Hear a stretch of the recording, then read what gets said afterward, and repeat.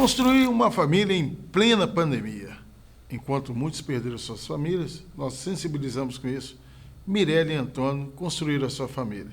Mirelle, Antônio, conta essa história aí pra gente.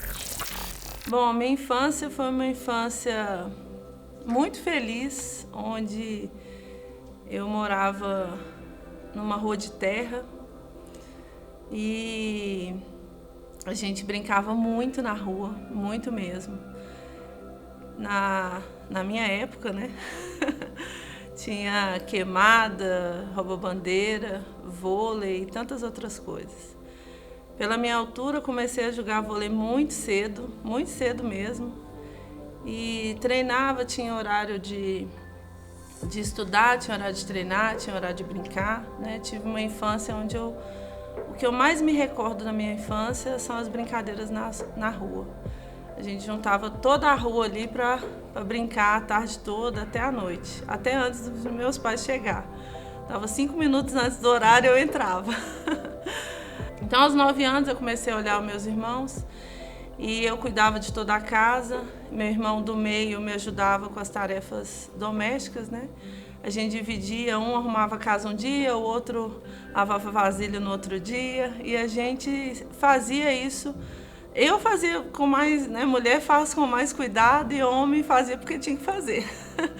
E a gente acabava as tarefas e ia sempre fazer as tarefas primeiro para depois brincar na rua. E assim eu fui até os 15 anos, quando eu comecei a trabalhar. Mas antes disso eu joguei vôlei, joguei no Guaíra por quase 5 anos, tive no Minas também, passei pelo Minas por 2, quase 3 anos. E foi um período muito especial também. E aí eu entrei, né, no meu primeiro emprego, eu tinha 15, quase 16 anos já, como secretária. Bem nesse período do meu primeiro emprego, meu pai descobriu, né, que eu tinha 4 meses que eu tinha começado a trabalhar. Eu estudava no Instituto de Educação, fazendo o 2º grau, e meu pai descobriu que ele estava com leucemia. 5 anos antes ele teve leucemia, não cuidou como deveria, talvez. E aí ele descobriu que ele estava com leucemia, e na época ele ficou internado de novembro a abril. Ele saiu exatamente 2 vezes do hospital. Ele saiu no Natal para passar o Natal com a gente, voltou para o hospital. E também saiu no meu aniversário. Foram as 2 datas que ele saiu do hospital. E meu aniversário, dia 3 de março, ele passou com a gente, voltou para o hospital de novo e faleceu dia 26 de abril. E eu tinha 15 anos, né? Então, 15 para 16 anos. Então, foi algo que me levou, né, até outra postura ainda em casa, porque eu sou a mais velha. E aí eu assumi muita coisa, né? Eu lembro que na época, quando meu pai morreu, eu que cuidei da documentação, eu que fiz, assim, tudo que precisava, junto com o tio, né? Meu tio Celso, que na época, né, assumiu uma posição na nossa casa que foi muito importante também, mas não era o nosso pai, né? Não estava com a gente no dia a dia. Eu me vi, né, assim, sem o pai. Meu pai era tão presente na minha vida, que todo dia dos namorados ele me dava um urso. Falava que ele era o meu namorado. O namorado no sentido de cuidado, né? E sempre falou que eu teria um marido que ia dar continuidade, que ia cuidar, que ia fazer, né, muito mais do que ele estava fazendo. Ele nunca se colocou nesse papel, mas ele deixava bem claro que desde pequena eu ia ser sempre cuidada. Ele foi um homem que tinha muitas coisas, né, que eram ruins. Meu pai bebia, mas ele nunca deixou de ser pai, ele nunca deixou de ser presente ali com a gente, corrigia e tantas outras coisas. Mas, né, com a morte dele, minha mãe assumiu também o papel de pai e mãe, né, embora eu estivesse ali com ela. E passando aí para minha juventude, onde eu já tinha perdido meu pai e 8 anos depois eu perdi meu irmão também. Meu irmão, ele faleceu de uma forma muito inesperada, né? Uma forma bem trágica, né? Podemos falar assim. Meu irmão, ele conheceu uma moça e se envolveu com ela por 2 ou 3 noites, pouquíssimas vezes, numa boate. Ele tinha 19 anos, né? Conheceu ela e essa moça era da Serra. Todo mundo fala que era muito bonita e ela era ex de um traficante. E esse, que não está nem mais vivo também, ele foi lá em casa, pegou meu irmão na porta de casa e levou para o Rola Moça. E nesse momento a gente não sabe, né, se ele reagiu, se ele não reagiu. A gente sabe que ele foi levado imediatamente para o Rola Moça e levou 2 tiros no coração e foi julgado ribanceira abaixo. Ele ficou 7 dias desaparecido.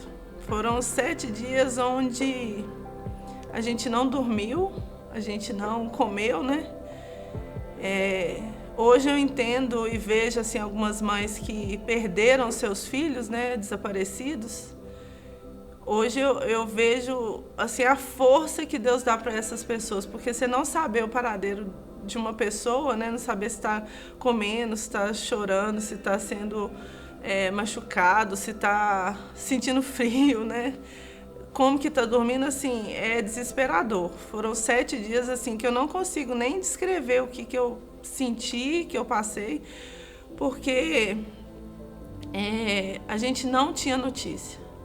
E aí a gente começou a movimentar, nós fizemos 3.000 cartazes e a gente colocou por 3 bairros assim, que a gente sabia, né, na Serra, onde a gente morava. E as pessoas começaram a se mobilizar, até que minha mãe foi para Itatiaia. E também nós falamos, tinha um amigo meu que trabalhava na Copom, e ele falou que era primo dele, né, meu irmão na época. E aí quando o traficante, né, viu que a gente estava mexendo muito, movimentando muito, né, eu tenho primos também que são da polícia que falou: Mirelle, nós vamos encontrar seu irmão, nós vamos encontrar meu primo. E eu falei assim, não tem problema se a gente encontrar ele, eu lembro direitinho, não tem problema se a gente encontrar ele vivo ou morto. Eu quero ter a dignidade de enterrar meu irmão, se ele estiver morto, mas eu quero ver ele pela última vez. E assim o Senhor permitiu que depois de 7 dias uma pessoa fez a denúncia e falou que ele estava no Rola Moça. Na época eles tiveram que içar meu irmão para tirar ele onde que ele estava, porque foram 2 dias, né, de busca. E eu reconheci meu irmão, reconheci pelo aparelho, porque ele já estava bem inchado. E aí nós enterramos, né, a gente nem quis velar, porque a gente já entendeu que aquele momento ali a gente estava despedindo dele. Depois da morte do meu irmão, a gente se uniu assim, muito. Eu, minha mãe e meu outro irmão, se uniu mesmo. A gente viu que ficaram nós 3, né? E o mais incrível assim disso tudo é que quando meu irmão faleceu, eu já tinha tido encontro com Deus. Eu já tinha mais ou menos uns 4 ou 5 anos de convertida e isso me trouxe assim a ver o verdadeiro valor da vida. Que a vida é o hoje, né? Que a gente tem que viver o hoje, é o presente. Não é o dia de ontem, nem o dia de amanhã. Eu não queria mais estar deixando que isso atrapalhasse o meu hoje. E não queria pensar também como poderia ser o meu amanhã. Mas muitas pessoas que me veem não acreditam, né? Nossa, você já perdeu seu pai, seu irmão desse jeito? Mas hoje eu entendo que o Senhor fez isso para que eu pudesse, né, viver de uma forma totalmente diferente. E o mais incrível é que quando eu converti, né, e tive tanto acesso a tantas coisas, eu me descobri dentro de uma comunidade ministerialmente, né? Assim, onde eu vi que o Senhor ia me usar, onde eu vi que o Senhor iria fazer algo completamente diferente. E foi isso que o Senhor fez, né, durante esse período que eu fiquei totalmente voltado para a obra, que começou, né, após 12 anos de trabalhar aí com a mineração. 12 anos, né, trabalhando intensamente aí na área de mineração. Eu ouvi do Senhor assim nitidamente: seu tempo aqui acabou. Seu tempo aqui nessa empresa acabou. E eu falei com Deus: Deus, como assim meu tempo acabou? Meu tempo não acabou, tem muita coisa para me fazer aqui, meu patrão ainda nem conhece, né, verdadeiramente ao Senhor. Continue me usando.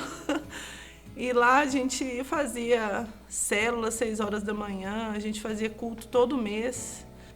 Mas como a gente, né, eu fui teimosa, não, Senhor, me dá mais um tempinho. E fiquei mais uns 3 meses nessa empresa, trabalhando no setor que eu sempre, né, trabalhei como gestora. E nesse momento, Senhor, seu tempo aqui acabou. E meu patrão me chamou e falou assim: Mirelle, eu vou te transferir de setor. Depois de 6 anos fazendo o mesmo trabalho, né, ali na empresa, eu vou te transferir de setor. Nós vamos criar um setor novo e você vai administrar. Você vai criar, você vai certificar esse setor e vai... E aí ele fez, né? E eu assumi um setor onde a gente desenvolveu algo muito, muito diferenciado. E passado 3, 4 meses, ele me chamou de novo e falou, e o Senhor falando: Mirelle, o seu tempo acabou. E aí a filha dele assumiu esse setor, que a gente criou junto, inclusive, né? Ela estava começando a empresa. E aí eu me vi ali num momento onde eu precisava cumprir o que o Senhor tinha.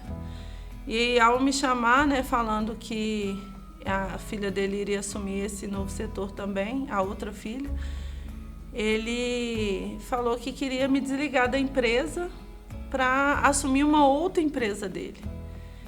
E nessa hora eu entendi perfeitamente que Deus estava falando comigo, que o meu tempo ali acabou. Mas não era só na empresa, era nessa carreira que eu estava seguindo. E aí eu pedi para ele pensar, fiquei 30 dias pensando e orando. E aí eu vi que meu tempo ali tinha acabado. Eu nunca fui só para trabalhar. Eu tinha que falar de Jesus ali todos os dias, né? E todos os dias eu tinha essa missão mesmo ali no meu trabalho, né? E isso era bem nítido, porque as pessoas me viam desse jeito, né? Para aconselhar, para orar. Elas me chamavam no banheiro: então, vamos no banheiro para você orar por isso. E assim, e eu entendia, né, que ali no trabalho eu era muito mais missionário do que uma profissional. O Antônio, né, vulgo Juninho da infância, nasci em Belo Horizonte, fui criado ali no Caiçara e na roça. A gente viveu muito intensamente, né, no período da infância. Eu não tive muita presença do meu pai, né? É uma coisa que faltou e por mais que ele vinha de 15 dias, às vezes mês em mês, a presença do pai na casa, ela faz uma falta, né? E a minha mãe cobriu, né, toda a falta que ele fazia.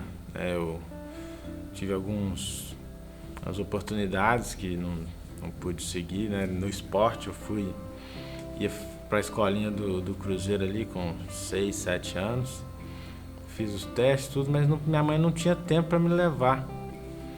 E aí, com essa falta de tempo, não tenho uma figura paterna para ajudar a mãe.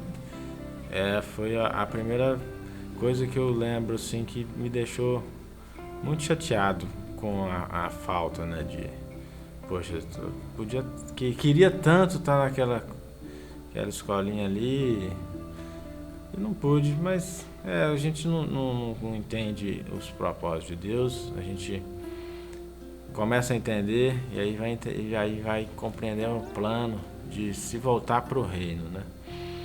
E aí fui crescendo, depois isso na fase de 7, 8, 9 anos, depois meus pais decidiram realmente se separar, eles já viviam na forma separada, mas não tinha uma coisa muito oficial. Eu convivi com eles tentando, né, demonstrar que estavam juntos de alguma forma. Presenciei algumas agressões, né, por parte do meu pai com minha mãe e isso, depois que a gente, né, vai crescendo, vai pensando, boa parte da minha infância eu tento às vezes cancelar da minha memória, porque foi uma infância muito de, né, você vê uma coisa que você não concordar, meu pai batendo na minha mãe, e não tinha muito, a gente não via o amor no seio familiar, né? A gente não tinha muita conversa em família, né? Minha mãe começou a levar a gente para a igreja mais, depois que ela decidiu essa separação, ela tentou retornar, mas não tiveram fogo, né, de amor para perseverar em união. Então a infância nossa foi um mix de alegrias, tristezas e aprendizados e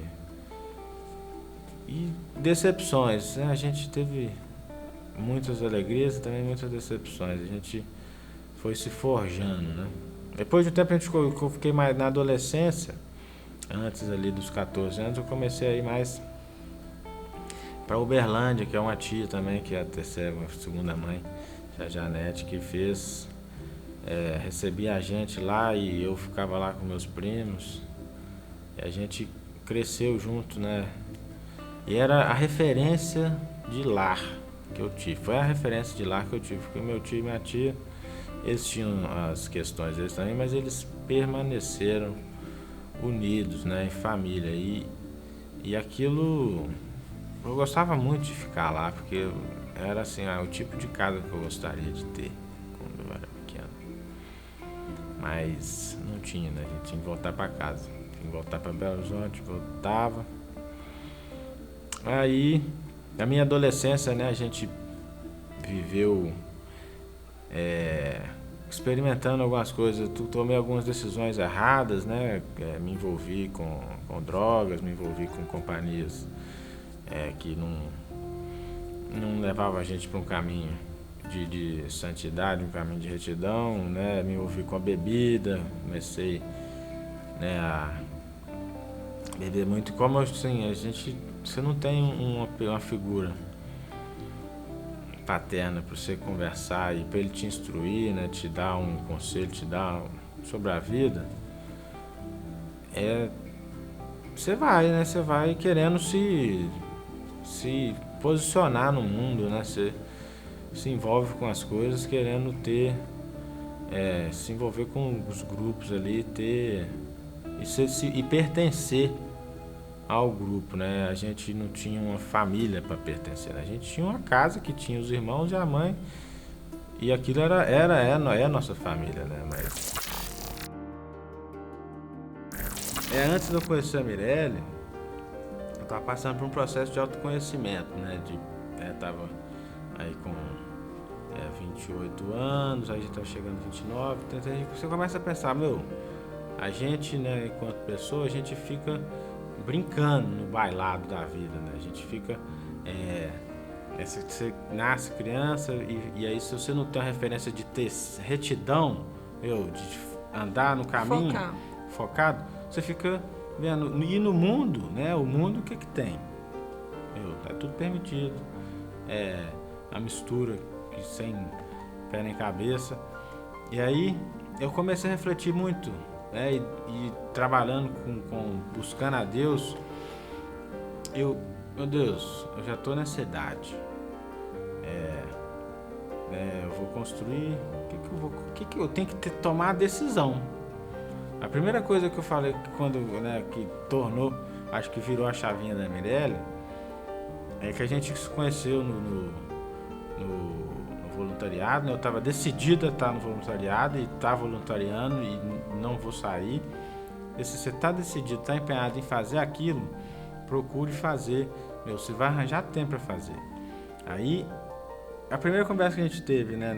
A gente começou a conversar sobre voluntariado, eu falei um pouco do que eu acho da vida, né? Que a gente tem algumas áreas que a gente tem que ter objetivos, né? Você tem que ter objetivo espiritual, seu objetivo familiar, seu objetivo profissional, seu objetivo numa vida em sociedade, seu objetivo patrimonial, seu objetivo de saúde, né? Como que você quer estar com pessoa saudável? E aí eu apresentei a minha concepção de vida que eu construí, né? Vendo as coisas que eu vi.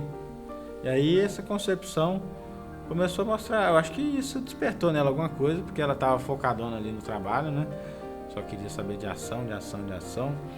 Ficou 5 anos sozinha aí no manto de Deus aí, não são se guardando. E é uma coisa também que eu trocava muita ideia com Deus. Não, meu Deus, hoje em dia você encontra muita gente no mundo que está facilmente se entregando a outras pessoas. Mas eu quero construir uma família e eu quero construir uma família com uma pessoa que tem uma decisão. Que não é assim, eu gostei de você, você é bonitinho, você falou alguma coisa comigo, a gente se relaciona e pronto. Aí às vezes acaba acontecendo famílias na areia, exatamente. Né? A gente constrói a casa na areia, a casa cai. E aí eu buscando com Deus, né? Meu Deus, quero uma coisa séria, quero tá andando em retidão e que essa mulher que o Senhor vai me entregar, meu Deus, que seja mulher, né, que tenha realmente a decisão. E aí foi quando eu conversei com ela no monte que a gente tomou a decisão de iniciar o namoro.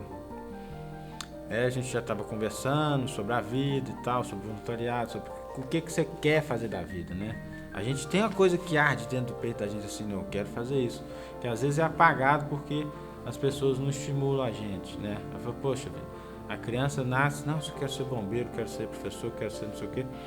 E aí, às vezes, aquilo não é alimentado pelos pais. Às vezes, porque não tem a participação na vida da criança, né? Mas é interessante isso, porque quando a gente começou a relacionar, eu não queria que ele assumisse junto comigo as planilhas e o controle, porque eu não queria realmente ter um relacionamento com o homem ali naquele momento, né? Eu falo com o homem no sentido de fazer juntos uma ação. Era uma amiga minha que estava me ajudando e ela não podia continuar. Porque você colocar um homem e uma mulher, por mais que eles estejam em salas distintas, sozinhos, conversando tela a tela, você vai começar a gerar um sentimento não de um tem com o outro como. ali, né? Começa a ter uma afetividade. Eu vejo que eu realmente sempre tive a expectativa de me casar. Era um sonho. E eu sei que todo sonho que a gente tem vem de Deus. Eu sempre tive no meu coração de me casar e ter filhos. Mas hoje eu posso falar que eu entendo Provérbios 31, onde a mulher é encontrada, né? Sem precisar ir atrás, sem precisar se entregar, né, igual o Antônio falou, para qualquer pessoa. Hoje eu vejo, né, um papel assim da Mirelle como mulher e como mãe. Mas diante de Deus, né, com o temor do Senhor, eu posso falar que eu fiquei 5 anos, não foi fácil ficar sozinha, não foi fácil não me relacionar, não poder compartilhar, né, o dia a dia, porque com a mãe você compartilha, com o amigo você compartilha, mas não é a mesma coisa com o homem, né, entre homem e mulher. E hoje eu posso dizer que todas as mulheres, né, eu com 40 anos, eu posso dizer que o Senhor, Ele tem muito mais do que a gente imagina. Um dos versículos que mais fez sentido para mim hoje é Efésios 3:20, né? Onde fala que o Senhor tem infinitamente mais de tudo o que pedimos ou sonhamos. principalmente no poder que age em nós, porque foi o Senhor que me fortaleceu, o Senhor me completou nesses 5 anos, né, no sentido de não estar sozinha, porque a gente nunca vai estar sozinho, mas hoje eu vejo o meu papel de falar sobre isso, falar principalmente para as mulheres que acham que não pode ter filho, pode sim, se for plano do Senhor, vai se realizar. Né? Aos 40 anos eu fui agraciada pelo Senhor. Né? Eu até falei com o Antônio uma vez que hoje eu entendo bem 1% do que Maria talvez tenha sentido, né? Porque o dela foi algo sobrenatural. Mas essa questão de gerar uma pessoa dentro de você é algo inexplicável. E eu acho que o meu papel hoje é de falar com as mulheres: não deixe de sonhar. Não pare de sonhar. Se o seu sonho é ter uma família, é ter um filho, confie no Senhor, que no mais Ele fará.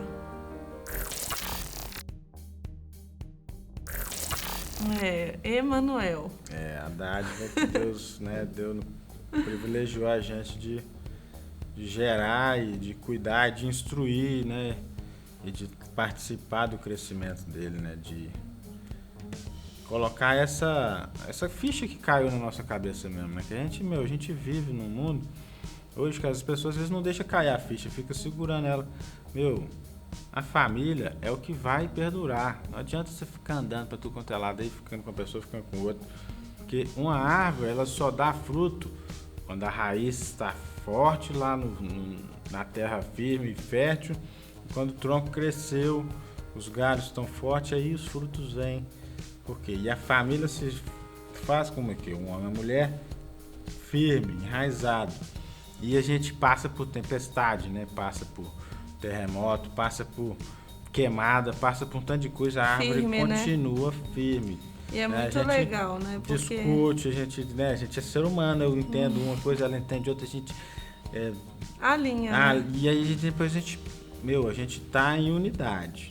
Qual que é? Nós vamos construir uma família, ter filhos, e esses filhos vão ser uma geração que vão construir famílias e ter filhos que construirão famílias. Amém. Que é o que é a nossa base para nossa ficha que caiu, né? E assim, receber mesmo, né? Um homem. Você é um, né, que falou, vai ser Emanuel, porque poderia ser Esther ou Emanuel, mas o Senhor nos concebeu aí o primogênito Emanuel. E eu creio que está vindo uma grande geração de homens, né? A maioria dos filhos, né, das minhas amigas e conhecidas tem sido homem. E eu creio que o Senhor está mudando a próxima geração para ser uma geração de homens. Homens que vão fazer a diferença. Sacerdotes que irão disseminar, que vão falar, né, e representar o que Jesus representa nas nossas vidas, né, como pilar, como cabeça. Porque hoje, para mim, é muito claro, a gente ora, né, todos os dias e a gente sempre fala isso, que o Senhor possa derramar, né, a sua graça sobre a barba, né, do cabeça da casa, que é o homem, né?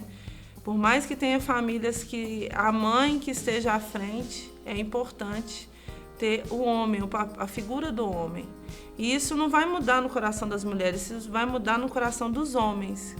Que eles não deixem mais, né? Não abandonem mais os seus filhos, a sua casa, porque quem traz a provisão, quem traz tudo, né, que o homem precisa para gerir a sua casa é Deus. Então eu creio que o Emanuel, hoje a gente tem feito, né, devocional desde o nosso primeiro dia de namoro. A gente fazia 5 horas da manhã, hoje a gente faz 6, 6:30. Os homens precisam ter postura de homem, né? Exatamente. É só falar, sou homem. Que história maravilhosa.